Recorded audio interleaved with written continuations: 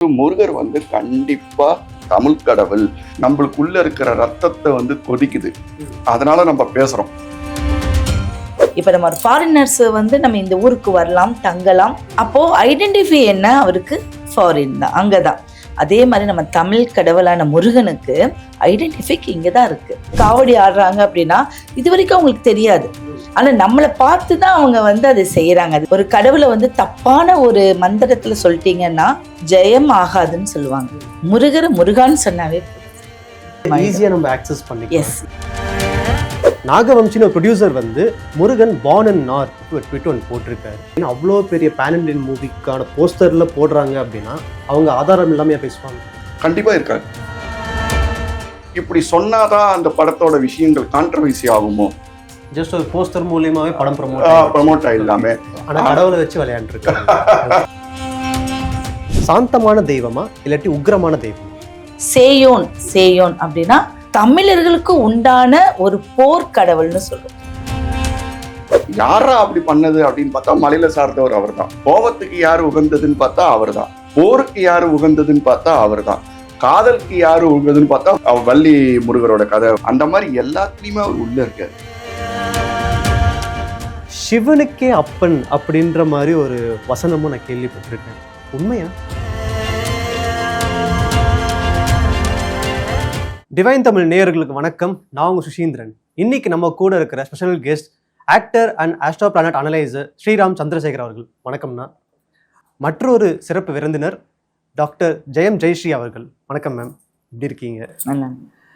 இப்போ நம்ம பேச போகிற டாபிக் உண்மையிலேயே ஒரு கான்ட்ரவர்சியான டாபிக் தான் சொல்லலாம். பிகாஸ் அது நார்மல் டாப்பிக்காக இருந்துச்சு, கான்ட்ரவர்சியாக மாற்றிட்டாங்க சோஷியல் மீடியா மொத்தமாக சேர்ந்து. முருகன்னாலே தமிழ் கடவுள் அப்படின்னு சொல்லி தான் நம்ம இத்தனை வருஷமாக நம்ம பேசிகிட்டு இருக்கோம். அதுதான் வரலாற்றில் இருக்குது. ஆனால் இப்போ எப்படின்னா நார்த் சைடில் ஒரு திரைப்படத்தோட அனௌன்ஸ்மெண்ட் போஸ்டர் மூலியமா, அவர் போட்ட ட்விட்டு மூலியமா முருகர் வட இந்தியாவை சார்ந்தவர் அப்படின்ற மாதிரி ஒரு சர்ச்சையும், இல்லை தென்னிந்தியாவை சார்ந்தவர் கிடையாது, தமிழ் கடவுள் கிடையாது அப்படின்ற மாதிரி இன்னொரு சர்ச்சையும் சுற்றிக்கிட்டே வந்துட்டு இருக்குது.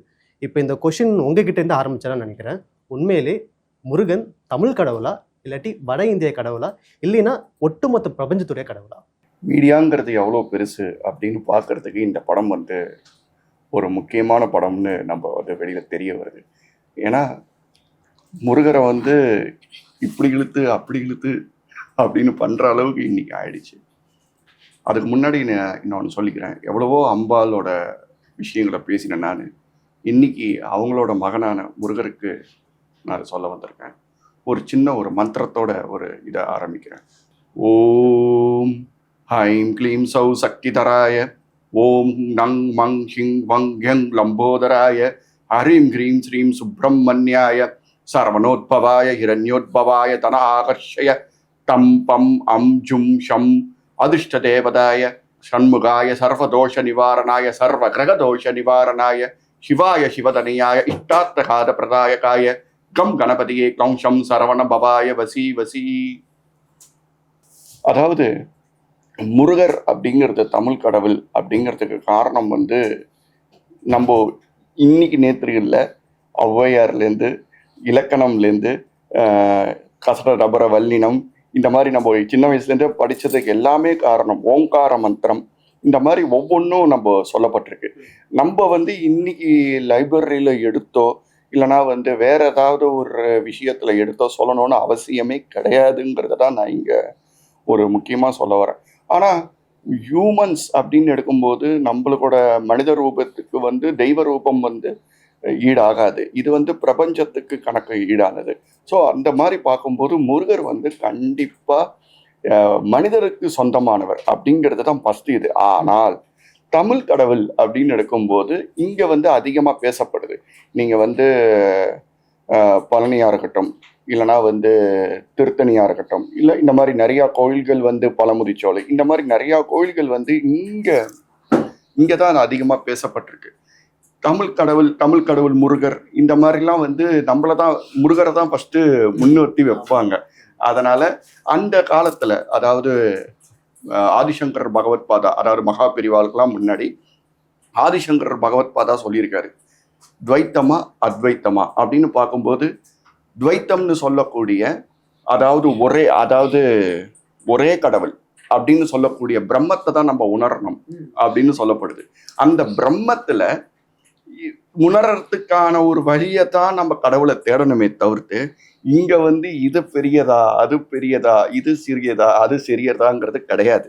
இங்க நம்ம பேச வேண்டியது முருகரோட விஷயங்களையும் முருகரோட இதுங்களையும் நம்ம அவரோட மகத்துவம் எங்கெங்கெல்லாம் போய் சேர்ந்தது, ஆனால் எவ்வளோ மக்களுக்கு போய் சேர்ந்திருக்கு அப்படிங்கிறது தான்.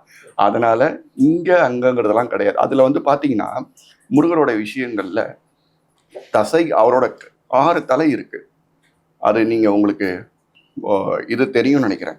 ஈசானம், அகோரம், வாமதேவம், தத்புருஷம், அந்த மாதிரி நிறைய அவரோட 6 இது இருக்குது. அது 6 தசைகளை 6 தசை, அதாவது ஈசானம், தத்புருஷம், வாமதேவம், அகோரம், சத்யோஜாதம், அந்த மாதிரியான ஒரு இதுல 6 திசையா நம்ம சொல்லப்பட்டிருக்கு.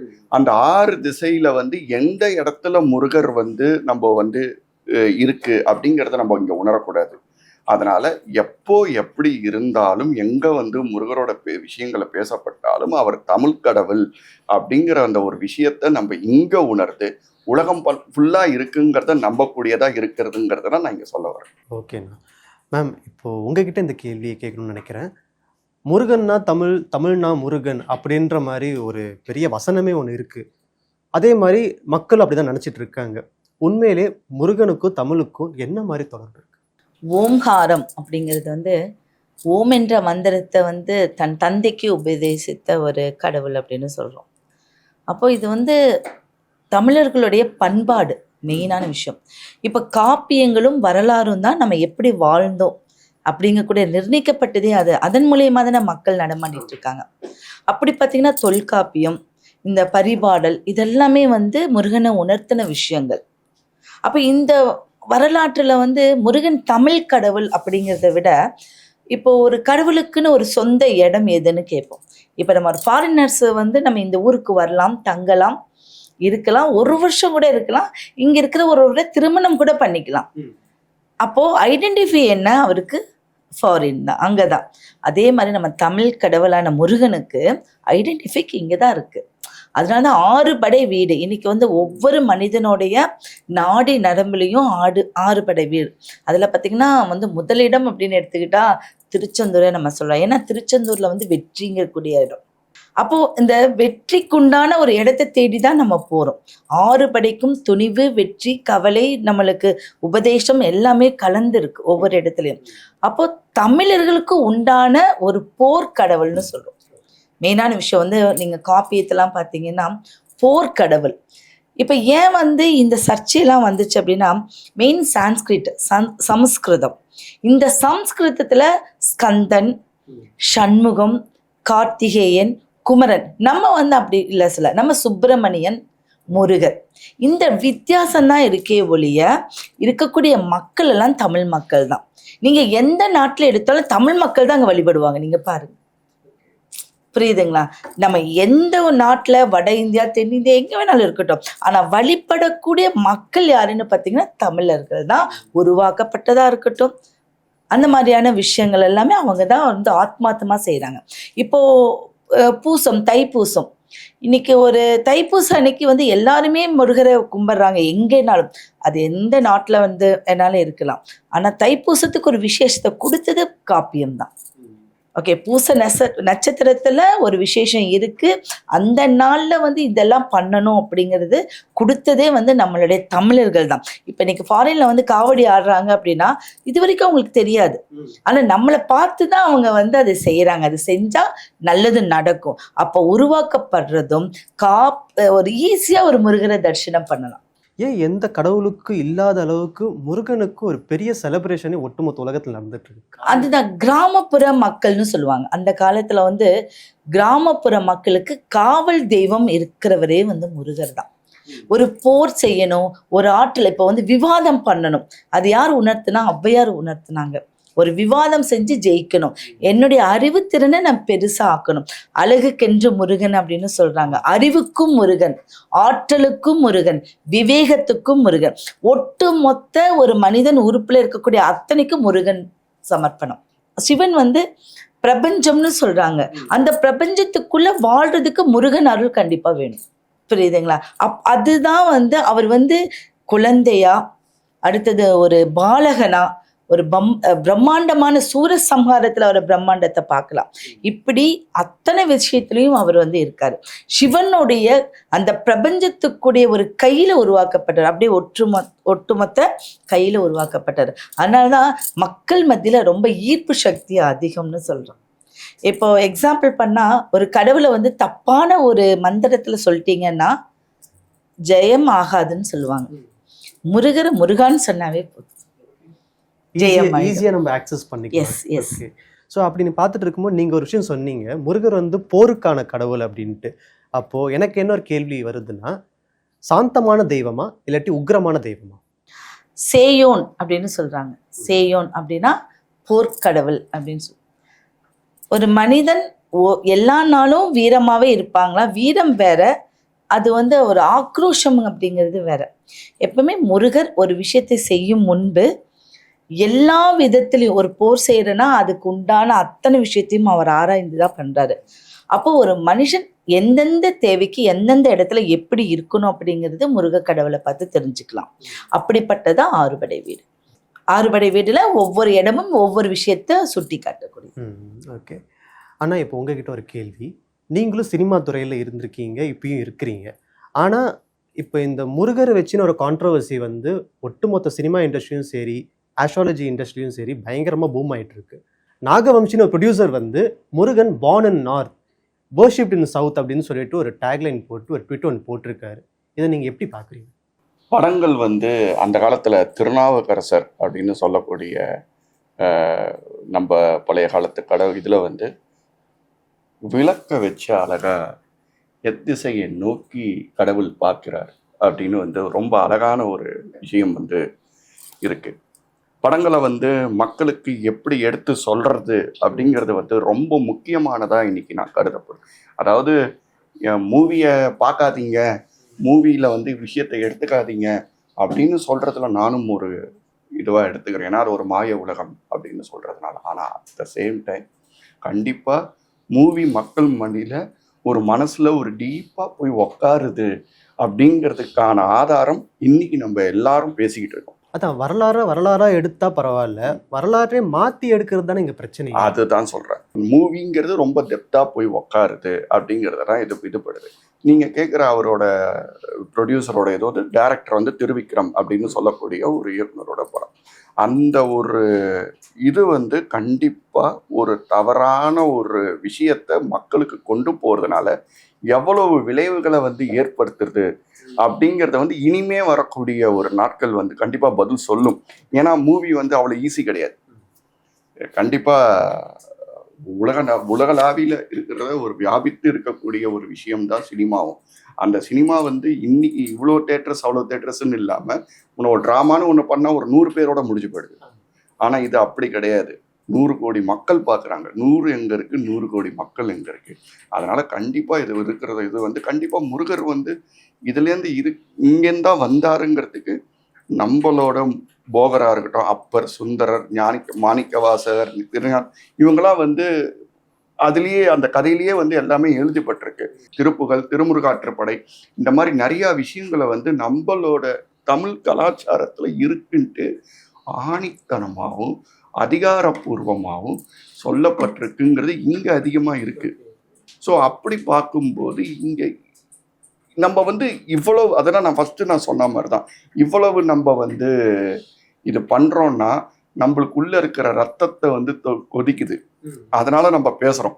ஆனால் ஹியூமனாக பார்க்கும்போது, ஆஸ் ஏ மனிதர்களாக பார்க்கும்போது, மனிதர் ரூபத்துக்கு எல்லாருக்குமே கடவுள் சொந்தம் தான். ஆனால் நம்மளுக்கு நோக்கி இருக்கிறது அதிகம்னு இங்கே சொல்லப்பட்டிருக்கு. நம்ம சொல்லணும்னு அவசியமே இல்லை. பதவி அப்படியே பதிச்சிருக்கு. அந்தந்த கோயிலில் இங்கே தான் வந்து அதிகம், இங்கே வந்து இதுவாக இருக்குது அப்படின்னு நம்ம பதிச்சிருக்கு. அதனால இதுக்கு மீறி நம்மளோட கல்வெட்டும் நம்மளோட விஷயங்களும் இங்க சொல்லப்பட்டிருக்கு. நம்ம கிட்ட 1000 ஆதாரங்கள் இருக்கு. அதனால அதை பத்தி இது பண்ணவே தேவையில்லை. ஓகே, அப்போ அவங்க அந்த மாதிரி ஒரு டேக்லைன் அவ்வளோ பெரிய பேன் இண்டியன் மூவிக்கான போஸ்டர்ல போடுறாங்க அப்படின்னா அவங்க ஆதாரம் இல்லாமையா பேசுவாங்க?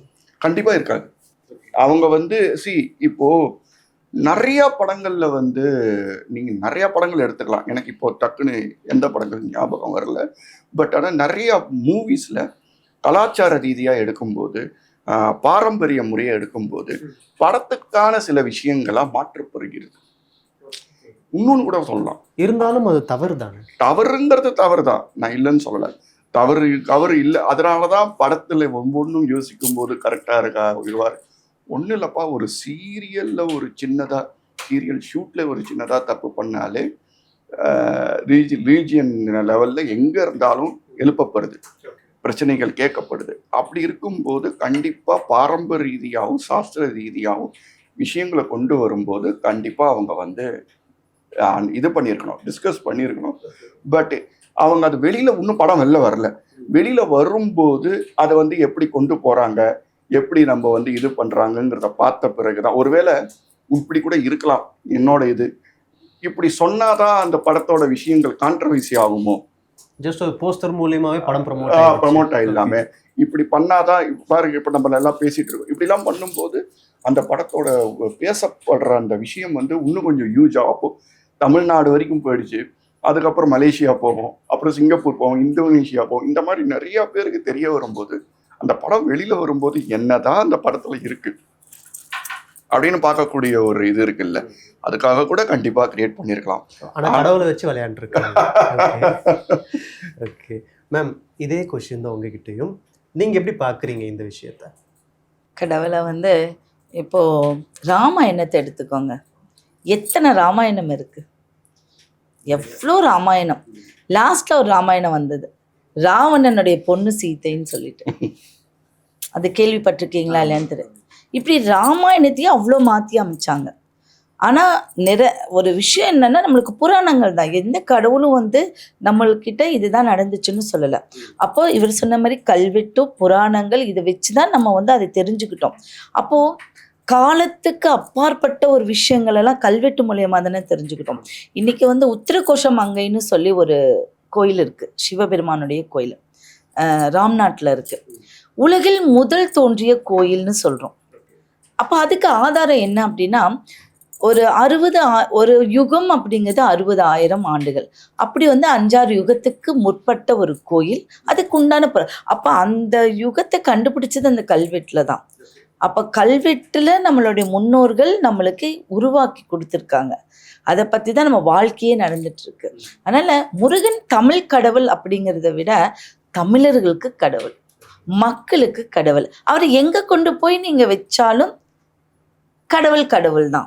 எக்ஸாம்பிளுக்கு வந்து இப்போ மலேசியாவில் வந்து பந்துகேஸ் அப்படிங்கக்கூடிய ஒரு இடத்துல நான் மலேசியாவில் இருந்திருக்கேன். அந்த இடத்துல வந்து 60,000 கோடி வருஷத்துக்கு முன்னாடி அந்த மலை, 60,000 கோடி அதுக்கு முன்பு தோன்றிய மலை. அந்த மலை வந்து சுண்ணாம்புக்கல் மலை. சுண்ணாம்புக்கல் வந்து கரைஞ்சு போகக்கூடிய இடம். ஆனால் அந்த மலை இவ்வளோ வருஷம் இருக்குது, இந்த வருஷம் இருக்குது. இப்படியே ஒரு கூர்மையாக அந்த கல் தொங்கி இருக்கும். ஆனால் அந்த கல்லேருந்து தண்ணி வடியும், கல் விழுகாது.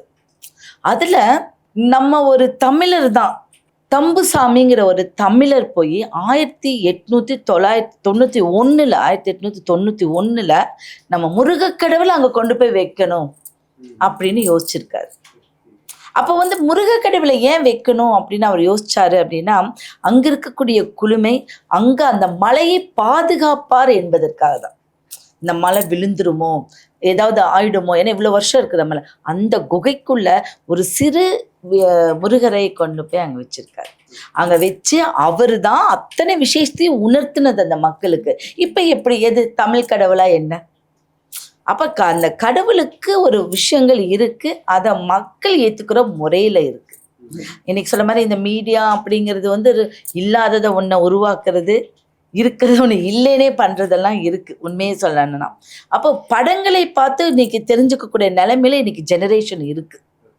இன்னைக்கு வந்து ராமாயணம் மகாபாரதம்லாம் இன்னைக்கு ரிப்பீட்டடாக நீங்கள் பார்க்குறீங்களா? அது பழைய ராமாயணம்லாம் அவ்வளோ அழகாக வந்து வர்ணனையோட கொடுத்துருப்பாங்க. புராணத்தை அப்படியே எடுக்கிறதும் வரலாறு அப்படியே காட்டுறதும் ஓகே, ஆனால் கொஞ்சம் மாடிஃபை பண்ணி காட்டுறதுனால பார்க்குறவங்களுக்கு வேற மாதிரி தான். அது சத்தியமாக வந்து அவங்க வாழ்க்கை தலைமுறையே பாதிச்சிடும். எக்ஸாம்பிளுக்கு இன்னைக்கு விக்ரமாதித்தன் கதை நான் சின்ன குழந்தையிலேருந்து அதை படிச்சுட்டு இருக்கேன். இன்னைக்கு விக்ரமாதித்தன் கதை யாராவது சொல்லுங்க பார்க்கலாம், சொல்ல மாட்டாங்க. கதைக்குள் கதை, கதைக்குள் கதைங்கிறது விக்ரமாதித்தன். அப்போ ஒரு மனிதன் மகாபாரதத்தையும் விக்ரமாதித்தன் கதையும் தெரிஞ்சுக்கிட்டு தான் பிரெயின் ரொம்ப நல்லா இருக்கும். அந்த பிரெயினுக்கு ஓட்டக்கூடிய ரத்தம் தான் வந்து முருகர். அதனால தான் வந்து இப்போ எக்ஸாம்பிள் வந்து பார்த்தீங்கன்னா ஓசோனில் ஃபுல்லாமே ஓம் என்ற ஒரு சொல் வந்து கேட்குதுன்னு சொல்லி கண்டுபிடிச்சிருக்காங்க. இது எப்படி சாத்தியம்? அந்த ஓம்ங்கிற சொல் வரலாறுல தானே நீங்கள் கேட்டிருக்கீங்க. நம்மளுக்கு சிவனுக்கு அவர் வந்து சொன்னார் அப்படின்னு. அப்படிலாம் ஒப்பிட்டு பார்க்கும்போது அனைத்து மக்களுக்கும் கடவுள் தான். எனக்கு இந்த நாட்டில் தான் கடவுள்னு சொல்லிக்கு யாருக்குமே உரிமை கிடையாது. ஆனால் இப்போ மேம் சொன்ன மாதிரி ராமாயணத்தில் எவ்வளோ வேர்ஷன்ஸ் எடுத்து நம்ம பார்த்தாச்சு. ஆனால் அது ஒரிஜினல் வேர்ஷனும் பார்த்துருக்கோம், நம்மளுக்கு மாடிஃபை பண்ண வேர்ஷன்ஸையும் பார்த்துருக்கோம். இப்போது முருகன் வச்சு தான் வந்து ஒட்டுமொத்த சினிமா துறையுமே வந்து இயங்கிட்டு இருக்குன்னு சொல்லலாம். தமிழ் சினிமாலே வந்து முருகன் பேஸ்டு படங்கள் அடுத்தடுத்து வர காத்துக்கிட்டு இருக்கு. சேயோன் வந்துட்டு இருக்கு, தனுஷோட ஓமுன்ற ஒரு படம் வந்துட்டு இருக்குது. அதே மாதிரி வரலாறு சார்ந்த ஒரு படமும் வந்து தமிழ் முருகன் சொல்லிட்டு தனுஷ் மற்றும் வெற்றிமாறன் கூட்டணியில் அறிவுமதியோட எழுத்துல ரெடி ஆகிட்டு இருந்த ஒரு படம். இப்போ full and full Murugan based சினிமாவாக மாறிட்டு இருக்குது. எப்படி பார்க்குறீங்க ஒரு சினிமா ஆளா? கண்டிப்பாக இது வந்து எப்படின்னா போறக்கூடிய, அதாவது ஒவ்வொரு காலத்தில் ஒவ்வொரு விஷயம்னு சொல்லப்பட்டிருக்கு. ஒரு காலத்தில் ரொம்ப பச்சை பசேன்னு இருக்கிற காலம் வந்து புதனோட ஆதிக்கம், சரியா? ராஜாவோட ஆதிக்கம், சூரியனோட வம்சம், அந்த ராஜா வம்சம்லாம் இருக்கு வந்து ஒரு சூரியனோட ஆதிக்கம். இது குருவோட இது எடுத்துக்கிட்டிங்கன்னா நம்மளோட குருகுலம் இதெல்லாம் சொல்லக்கூடியது குருவோட ஆதிக்கம். இப்போ வந்து செவ்வாயோட ஆதிக்கம் அதிகமாக இருக்கு. ஏன் எப்படின்னு கேட்டிங்கன்னா, இப்போ முருகர் அப்படின்னு பார்க்கறதுக்கு முன்னாடி இன்னைக்கு ரொம்ப விலை ஏறிட்டே போகக்கூடிய முதல் விஷயம் மண்ணு தான். அப்போ அதுதான் இன்னியோட ட்ரெண்ட்ல எல்லாருக்கும் தெரிஞ்ச லெவல்ல கண்டிப்பா இருக்கு. அப்போ செவ்வாய்க்கு ஒரு மிகப்பெரிய ஒரு மகத்துவமும் மரியாதையும் எல்லாருக்கும் புரியுற மாதிரி இருக்கு அப்படின்னா இது ஒண்ணு நம்ம எடுத்துக்கலாம். அதே மாதிரி இந்த மாதிரிலாம் பிரச்சனை வரக்கூடாதுன்னு தான் அவர் வந்து ஈஸ்வரன் வந்து 6 விதமான முகங்களையும் படைச்சிட்டார் கண்ணுலேருந்து பார்த்து, இல்லையா? 6 வித பஞ்சாட்சரம் சதாட்சரம் நம்ம சிவனோட இது பண்ணும்போதே நம்ம பார்த்தோம். இந்த மாதிரிலாம் பிரச்சனை வரக்கூடாதுன்னு தான் அவர் 6 விதமான முகங்களையும் 6 திசையிலையும் படைச்சிருக்காரு. ஸோ அந்த பஞ்சாட்சரத்துலேருந்து வந்தக்கூடிய ஒரு 6 முகங்கள் அப்படின்னு பார்த்தீங்கன்னா ஈசானம், தத்புருஷம், சத்யோஜாதம், அகோரம், அதோமுகம் அப்படின்னு சொல்லக்கூடிய ஒரு 6 முகங்கள். இந்த 6 முகங்களையும் 6 திசையிலையும் வச்சிருக்காங்க. ஈசானம் அப்படின்னா ஈசான மூலை, வாமனம் அப்படின்னா வடக்கு பக்கம் பார்க்கக்கூடியது. இந்த மாதிரி ஒரு திசையிலையும் ஒவ்வொருத்திலும் இருக்கு. அந்த மாதிரி நான் முன்னாடி சொன்ன மாதிரி எந்த திசையை நோக்கி கடவுள் பார்த்து கொண்டிருக்கிறார் அப்படி அது பார்த்துட்டாலே இன்னைக்கு அது முடிஞ்சிடும். அந்த சீன் வந்து இப்போ நம்ம படத்தை பற்றி தான் நம்ம என்ன பண்ணுறோம், தப்பாக பேசுகிறோம், கோபம் வருது. அது நான் இல்லைன்னு சொல்ல, ஏன்னா நான் சினிமாவிலையும் இருக்கிறதுனால அது எவ்வளவு நல்லதுன்னு நான் சொல்ல வரேன்.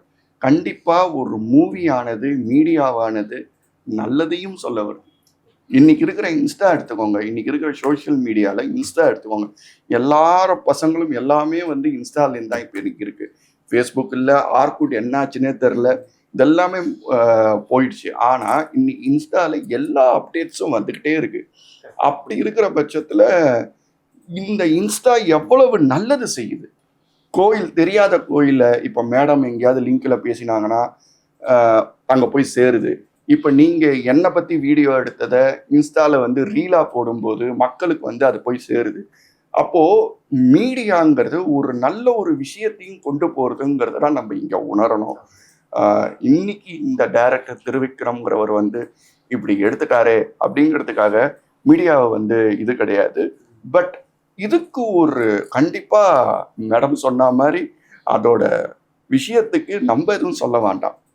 பிரம்மத்தை உணர்ந்தது தான் அவர். அந்த பிரம்மத்தை உணர்ந்த அந்த பிரம்மம் மற்றவங்களுக்கு கொடுக்கக்கூடிய சக்தி வாய்ந்த அந்த கடவுள் அவர் வந்து மக்களுக்கு என்ன பண்ணணும், எப்படி அதை வந்து கொடுக்கணும் அப்படிங்கிறத அவர் இந்நேரத்துக்கு நம்மளுக்கெல்லாம் இப்போ தெரியும் இல்லையா? இந்த படம் வந்து வெளியில் வந்து போர்டு வந்து அது எழுத்தால வெளியில் வந்த பிறகு தான் நம்மளுக்கு தெரியும். ஆனால் அது வர்றதுக்கு பல நாட்களுக்கு முன்னாடியே அவருக்கு தெரியும். அதை கணக்கு போட்டு வச்சிருப்பாரு. இப்படிலாம் ப்ரூவ் பண்ணாதானே. இப்போ அந்த படங்கள் கான்ட்ரவர்சி பண்றதுனால இப்போ முருகர் பேசப்படுது இல்லையா. அவர் வந்து விளையாட்டவர் தானே. அப்பா அம்மாட்ட சண்டை போட்டு எங்கேயோ போய் உக்காந்தவர். யாரா அப்படி பண்ணது அப்படின்னு பார்த்தா மலையில சார்ந்தவர் அவர் தான். கோபத்துக்கு யார் உகந்ததுன்னு பார்த்தா அவர் தான். போருக்கு யார் உகந்ததுன்னு பார்த்தா அவர் தான். காதலுக்கு யார் உகந்ததுன்னு பார்த்தா வள்ளி தேவியானியோட வள்ளி முருகரோட கதை, வள்ளி கல்யாணத்தை எடுத்துக்கலாம். அந்த மாதிரி எல்லாத்துலேயுமே அவர் உள்ள இருக்காரு. அப்போ அவர் வந்து அவரோட விஷயத்த திருவிடையாடல மக்களுக்கு கொண்டு போகணும்னு முடிவு பண்ணிட்டார். ஓகே மேம், உங்ககிட்ட இந்த கேள்வியை கேட்கணும். முருகர் வந்து எவ்வளோ விஷயங்கள் பண்ணுவார், அவரோட திருவிளையாடல்கள் வந்து நிறைய பார்த்துருக்கோம். அதே மாதிரி நிறைய விஷயங்கள் நம்ம புராண சைடில் நம்ம கேள்விப்பட்டிருக்கோம். ஆனால் சிவனுக்கே அப்பன் அப்படின்ற மாதிரி ஒரு வசனமும் நான் கேள்விப்பட்டிருக்கேன். உண்மையா? அதுதான் அந்த ஓம்கார மந்திரம் சொல்றது. என்னன்னா சிவனுடைய நெற்றிக்கண்ணிலிருந்து பிறந்தவர் அப்படின்னு சொல்றோம். அவருக்கு இன்னொரு விஷயம் பார்த்தீங்கன்னா 6 குழந்தைகளா இருந்து ஒன்றோடு இணைக்கப்பட்டதான் 6 முகம். அந்த 6 முகத்தை வளர்த்தினவர்கள் கார்த்திகை பெண்கள். அந்த கார்த்திகை பெண்களுக்கு ஒரு அங்கீகாரம் கொடுத்தது சிவபெருமான். அது கார்த்திகை நட்சத்திரங்கிறது சூரியன். அப்போ முதன்மையான ஒரு இடத்தை அடையணும் அப்படின்னா முருகனை வழிபடணும், கார்த்திகை பெண்களை வழிபடணும் அப்படிங்கிறது. உண்மையாவே குருவுக்கு மிஞ்சிய சிஷ்யன். தாய் 8 அடி பாஞ்சா குழந்தை 16 அடி பாயும். இந்த அமைப்பெல்லாம் இவங்களை வச்சுதான் சொன்னது. ஒரு அப்பா மகனை வைத்தது. என்னைக்குமே வந்து குருவுக்கு மிஞ்சிய ஒரு சிஷ்யன் இந்த பூ உலகத்தில் இருந்துகிட்டே இருப்பாங்க. அதுல ஒருவருக்கு மீறி ஒருவர் மிஞ்சியது கிடையாது. அப்படி அந்த கருத்துப்படி அந்த ஒரு புராணங்கள் நம்மளுக்கு சொல்லப்பட்டது. அது வந்து நம்ம அழகா எடுத்துக்கலாம். இன்னைக்கு இந்த ஒரு மீடியா வந்து நம்மளுக்கு முருகன் வந்து இந்த கடவுள் அப்படி இந்த நாட்டு கடவுள்னு சொல்றது மிக ஃபர்ஸ்ட் தப்பு. ஏன் அப்படின்னா இன்னைக்கு ஒரு வழிபாட்டுல மக்கள் இந்த பிரபஞ்சம் போயிட்டு இருக்கு. அவங்கள குலைக்க கூடாது. என்னை பொறுத்தளவுக்கு நல்ல சாப்பாடு சாதமெல்லாம் வச்சிருக்கு. அதுல போய் நீ சின்ன ஒரு தப்பு பண்ணும்போது அத்தனை பேர்த்தோடைய எண்ணமும் மாறி போயிடும்.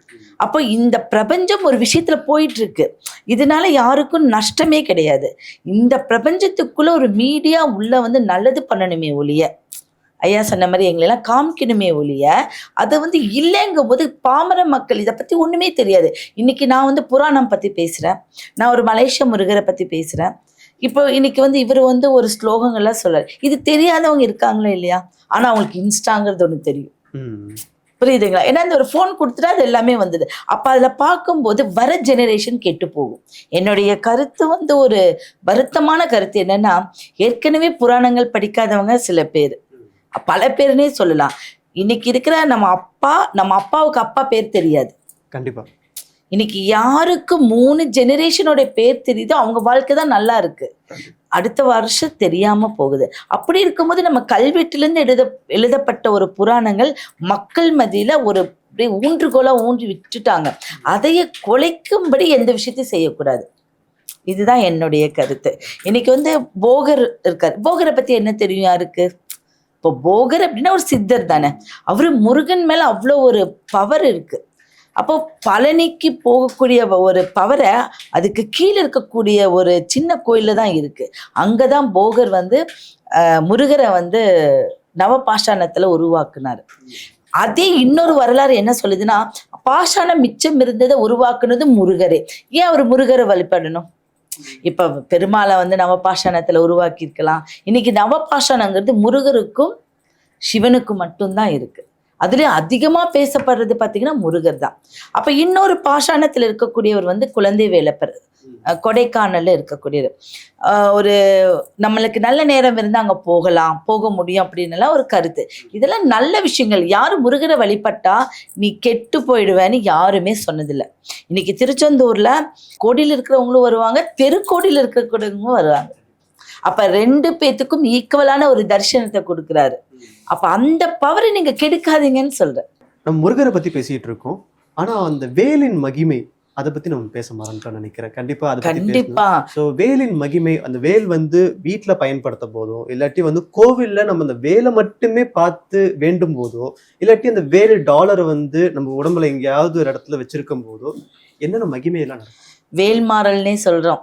வேல்மாறல் படிக்கிறியா அப்படின்னு கேட்குறோம். வேலுக்கு ஒரு பவர் உண்டு, வேலுண்டு வினை இல்லை அப்படின்னு சொல்றாங்க. இந்த வேல் அப்படிங்கிறது என்ன? வெற்றி. வெற்றிக்கு அர்த்தம் வேல். அதை கை ஏந்தி பிடிப்பவர் வந்து முருகன். அப்ப இரண்டும் சேரும் போது வெற்றி மேல் வெற்றி. அதனாலதான் வந்து வேலுண்டு வினை இல்லை அப்படின்னு சொல்றாங்க. வேலுக்கு உண்மையாவே பவர் இருக்கு. அதோடைய நாமம், அதோடைய கூர்மையான ஒரு அமைப்பு. அது வேல்ல வந்து இஷ்டத்துக்கு அளக்க மாட்டாங்க. ஒரு அடி இருக்கு, அடுத்தது இன்ச்சஸ் கணக்கெல்லாம் இருக்கு. அதை வச்சுதான் வேல் தயார் பண்ணுவாங்க. இப்ப எனக்கு என்கிட்ட பணம் இருக்கு, ஒரு தங்கத்துல இவ்வளவு பெரிய வேல்னா அதுக்கு எவ்வளோ அளவு இருக்கு அப்படிங்கிறதுல இருக்கு. என்னை பொறுத்த அளவுக்கு கருங்காலி அப்படிங்கிறது வந்து முருகனுக்கு செங்கருங்காலி, கருங்கருங்காலி. செங்கருங்காலியை விட கருங்கருங்காலி வந்து ரொம்ப நல்ல பவர். ஆனா அது இன்னைக்கு வந்து உண்மையான ஒரு கருங்காலி அப்படிங்கிறது யாருக்கும் உண்மையாவே 100 வருஷத்துடைய மரம் ஒன்று இவ்வளோ பெருசு இருக்கு அப்படின்னா அதில் இவ்வளோ பெருசு தண்டு மட்டும்தான் கருங்காலி. இதை நான் வந்து ஒரு ஆதாரமாகவே உங்களுக்கு நிரூபிக்கலாம். ஒரு ஒரு வாழை மரத்துடைய நடுவில் மட்டும்தான் தண்டு, ஆனால் வாழை மரம் தான். அப்போ அந்த தண்டு எடுத்து தான் அந்த விஷயத்த செய்யணுமே. அந்த காலத்தில் மரப்பாச்சி பொம்மை கொடுத்துருக்காங்க. எதுக்கு? மரப்பாச்சிங்கிறது யாருன்னா கருங்காலி தான். மரப்பாச்சி பொம்மை ஒரு குழந்தைக்கு விளையாட கொடுப்பாங்க. எந்த துஷ்ட சக்தியும் உள்ள அந்த குழந்தைக்குள்ள போகக்கூடாது, எதிர்ப்பு சக்தி நல்லா இருக்கணும்னு சொல்லி தான் அதெல்லாம் உங்களுக்கு கொடுத்தாங்க. பதுமை அப்படிங்கிறது மரப்பாச்சியில, பதுமை அப்படிங்கிறதும் அந்த மரத்துல தான் செஞ்சாங்க. அப்ப அதுல ஒரு வேல் செஞ்சு வீட்டுல நீங்க வச்சு ஒரு ப்ரேயர் கொடுக்கும்போது ரொம்ப நல்ல வைப்ரேஷன், உள்ளுணர்வு சக்தி அதிகமாக இருக்கும். அங்கே இருக்கக்கூடிய கெட்ட வைப்ரேஷன் வெளியே போகும். நம்மளுக்கு எப்பவுமே பாசிட்டிவ் எனர்ஜி இருந்துக்கிட்டே இருக்கும். வேலுக்கு அவ்வளோ மகிமை அதிகம். அதே வந்து நீங்கள் வெள்ளியில் செய்யலாம், தங்கத்தில் செய்யலாம், ஆனால் அதுக்கு உண்டான பிரார்த்தனையோடு செய்யணும். அதுதான் ரொம்ப பலன் கொடுக்குற மாதிரி இருக்கு. இப்போ சில பேர் வந்து வேல் டாலர்லாம் போட்டு அசைவம் சாப்பிடுவாங்க, பண்ணலாமா? அது என்ன பொறுத்தளவுக்கு இந்த மீடியாவில் சொன்னாலும் அசைவம் சைவம் இந்த 2 விஷயத்தை விட மனிதன் உள்ளன்போடு ஒரு விஷயத்த செய்யணும், அவ்வளோதான். எனக்கு இந்த டாலரில் போடுறது அதுல எல்லாம் ஒரு நம்பிக்கை கிடையாது. நம்ம வச்சு கடவுளாக வச்சு வழிபடணுமே. மனிதன் எங்கே வேணாலும் போகலாம், எப்படி வேணாலும் இருக்கலாம். அப்போ இந்த டாலர் வேலை வந்து கழுத்தில் போடக்கூடாது. இதுதான் நான் சொல்லுவேன். ஏன்னா நம்ம ஒரு இடத்துக்கு போகிறோம், எந்த இடத்துக்கு வேணாலும் போகிறோம், புனிதத்தன்மையோடு இருக்கக்கூடியதான் கடவுள். அந்த புனிதத்துக்கு தான் ஒரு பூஜை ரூம்னு ஒன்று கொடுத்துருக்காங்க, அதில் வைக்கிறது ரொம்ப சிறப்பு அப்படின்னு சொல்லுவேன். முருகன் வடநாட்டை சார்ந்தவரா இல்லை தென்னாட்டை சார்ந்தவரா அப்படின்னு சொல்லிட்டு ஒரு பெரிய கான்ட்ரவர்சியாக போயிட்டு இருந்துச்சு. அதுக்கு என்ன விஷயங்கள் பேசணுமோ, என்ன விஷயங்கள் நம்ம தீவிரமாக தெரிஞ்சுக்கணுமோ, இதுதான் உண்மை அப்படின்றதுக்கு இருவரும் நிறையா கருத்துக்கள் சொன்னாங்க. உங்கள் கருத்துக்களுக்கு ரொம்ப நன்றி அண்ணா. மேம், உங்கள் நன்றி.